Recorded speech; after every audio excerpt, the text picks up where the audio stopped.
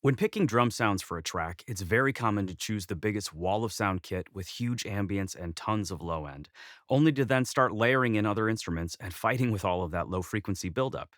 But there's a way to avoid this and keep those impressive sounds you initially wanted just by tweaking the overall envelope of the drum sound.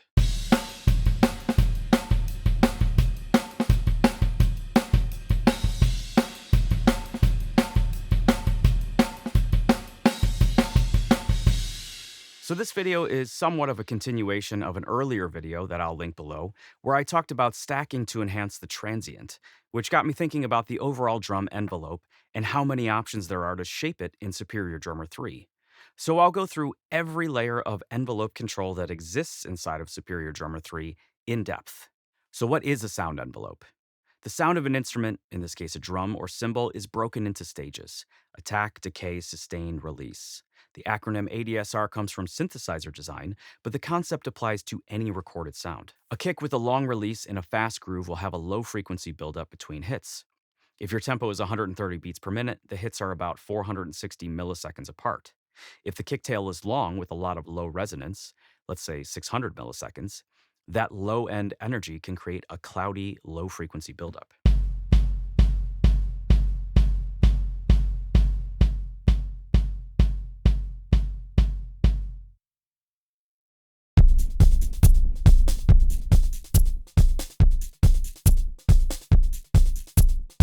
Now, that's not to say that this is always a problem, so don't take this as a rule set in stone. It really has to do with all of the other elements in your track.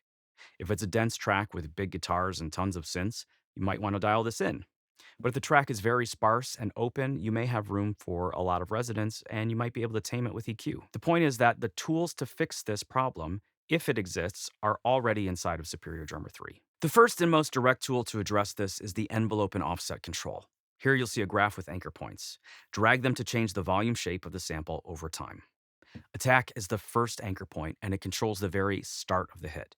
Move it to the right and you soften the transient. You might want to use this when you need something to feel further away or softer.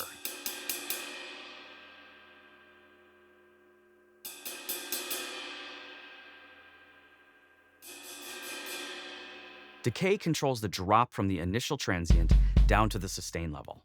At 100%, the natural decay of the sample is preserved. If you lower it, the body of the sound drops faster. Hold sets how long the sustain level is maintained before the release starts.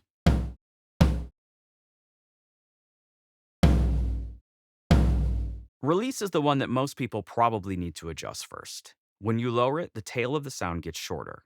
On a kick in a fast groove, pull the release back and play with the pattern. You'll notice that the groove starts to clean up.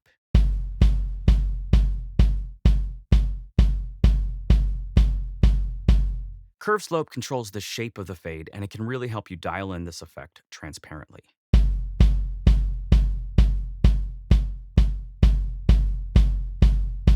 One important detail and extremely powerful feature: this control applies to the whole instrument by default. If you want to target a single articulation, such as the bell of a ride cymbal, click that articulation in the articulation list, then make the adjustments. Next, we have the level envelope release control inside of the mixer properties, and it's often overlooked but very powerful. This works on a channel by channel basis, so first select any channel that you want to work on, and then open mixer properties. Next, adjust the slider for the level envelope releases. If you drag it to the left, it shortens all instruments running through that channel. So you could shorten the decay of a room channel and give it a tighter sound. This can also help you fit big room ambiances into faster tempos and reduce the buildup of low-end mud.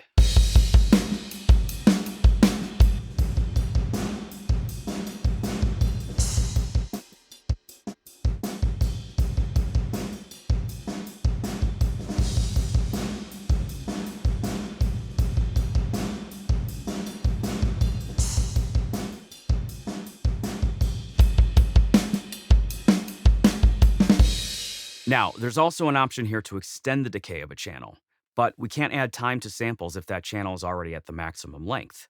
So, this control works in combination with the level envelope releases. If, and that's an important if, you have shortened the instrument with this property box on the drums page, you can then add decay Back in on a channel by channel basis for the ambience. This would be useful if you want the close mic to be very short and contained, but you want to maintain a natural sound in the ambience channels.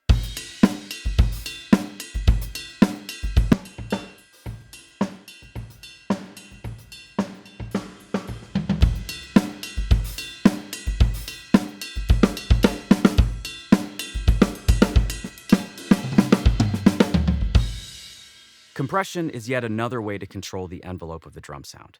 You can, of course, control the peaks in the initial attack, or you can bring out more body in the sustain of the drum, and so on. Superior has many different compressors included, but for the purpose of this video, I'll show parallel compression because we can then control the attack and body separately with two different channels. Instead of running the compressor directly on the channel, send the signal to a bus, compress it there, and blend it back in alongside the dry signal. The uncompressed signal keeps the natural punch and dynamics, and the compressed signal adds body and low-level detail that can easily disappear in a dense mix. Doing this changes the envelope of the sound by increasing the level of the decay and making it seem like it was lengthened.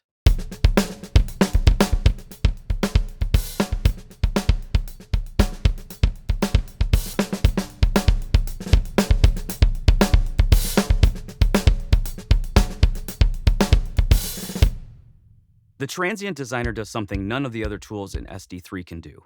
It lets you add to the transient, not just reduce or soften it.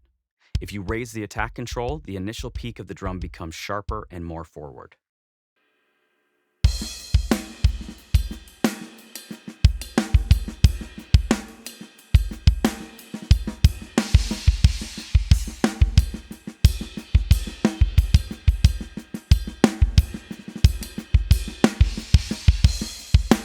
The sustain control handles the body and tail. When you lower it, the sound dies down faster.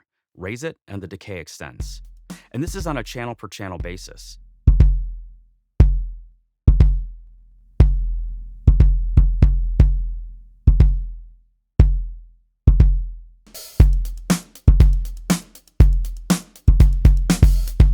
So these are just a few of the powerful tools that Superior has to offer. The deeper you go in this program, the more you'll realize that it's built to handle every aspect of drum production at a professional level. All right, that's enough for today. If this gave you something useful, please subscribe. We put out new content on a regular basis, and there's a lot more to cover.